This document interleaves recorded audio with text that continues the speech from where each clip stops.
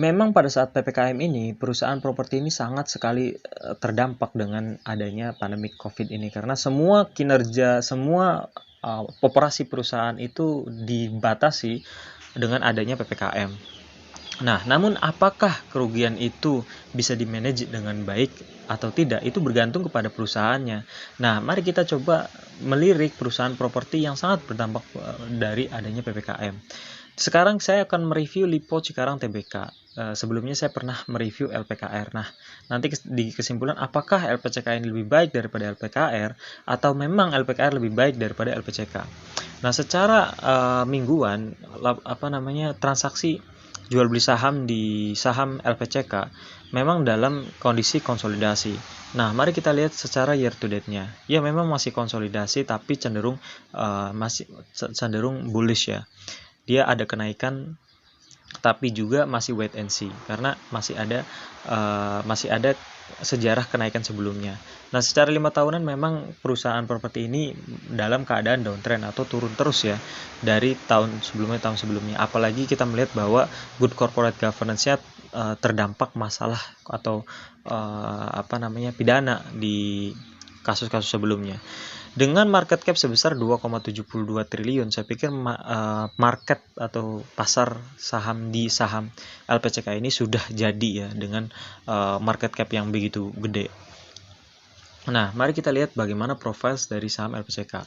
Nah, LPCK ini sektornya properties and real estate, perumahan, real estate, dengan sejarah perusahaannya listing di BI udah lama dari tahun 1997 dengan harga 925. Nah, mari kita lihat bagaimana sih komposisi para pemegang sahamnya. Kalau kita lihat bahwa Kemuning Satyatama ini sebagai pemegang saham pengendali memiliki lebih dari 50% sahamnya atau 80,83%. Nah, ini ada kelemahan dan kelebihannya di mana kelebihannya adalah bahwa perusahaan ini percaya sama perusahaannya sendiri, dia akumulasi sahamnya sendiri ketika harga sahamnya masih jatuh. Nah, masyarakatnya di bawah 50%. Itu artinya dalam segi keamanan untuk fluktuasi sahamnya itu tidak banyak dipengaruhi oleh bandar-bandar atau cukongnya ya, misalnya bandar yang mengerek naik atau turunnya harga saham. Tetapi memang pemilik saham ininya memiliki saham mayoritasnya. Nah, terus bagaimana analytics-nya? Secara 5 tahun terakhir memang perusahaan ini itu dalam keadaan downtrend ya, bearish. Nah, selama 5 tahun terakhir dia minus 66,63%. Nah, bagaimana financials-nya? Nah, ini dia nih yang beda dari LPKR. Bahwa perusahaan ini tuh untung banget gitu. Dengan net profitnya itu gede banget. Nah, bisa dilihat dari ekuitasnya, perbandingan dan liabilitasnya. Di tahun 2020, tahun 2021 memang secara statistik dia turun. Tetapi manajemen keuangannya, manajemen kinerjanya itu sangat baik menurut saya kalau dibanding dengan perusahaan properti yang lain. Misalnya contoh tadi Kija dan LPKR ya.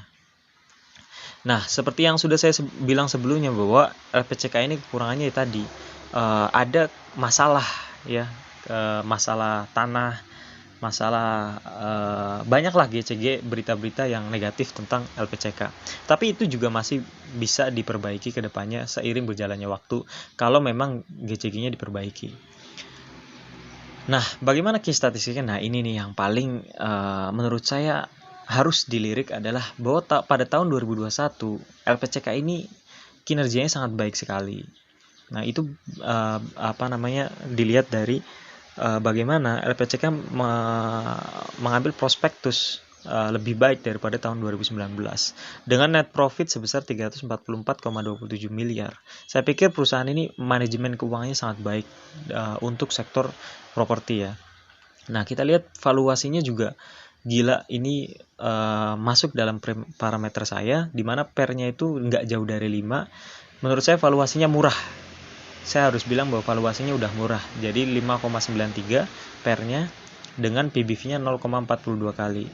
Berarti kalau kalian beli saham ini berarti kalian sudah diskon sekitar 70% ataupun 65% lah ya. Dengan profitabilitas ROE 7% dan ROA-nya 4%, saya pikir perusahaan ini oke banget. Karena bayangkan saja dari ROE, dari pemanfaatan modal awal yang dimiliki perusahaan, dia sudah untung 7% selama setahun. Dan digabungkan dengan hutangnya, dia untung sebesar 4,81%. Dan apa yang paling menarik adalah DER-nya. Kita lihat DER-nya itu di bawah 100% untuk perusahaan properti. Ini oke banget. Ini baik banget karena dia manajemen hutangnya itu oke banget. DER-nya cuma 36%. Nah, mari kita corporate action-nya. Pada tahun 2021 memang LPCK ini sudah waktunya untung, sudah waktunya untuk naik ya. Sudah waktunya untuk recovery ke harga seharusnya. Dengan pembagian dividen pada tahun 2021 di saat masa pandemi ini, dia masih bisa membagikan dividen. Oke, gitu aja kesimpulannya. Perusahaan ini murah, rekomendasinya buy. Saya pikir untuk investasi jangka panjang untuk sektor properti oke banget. Thanks for watching, bye.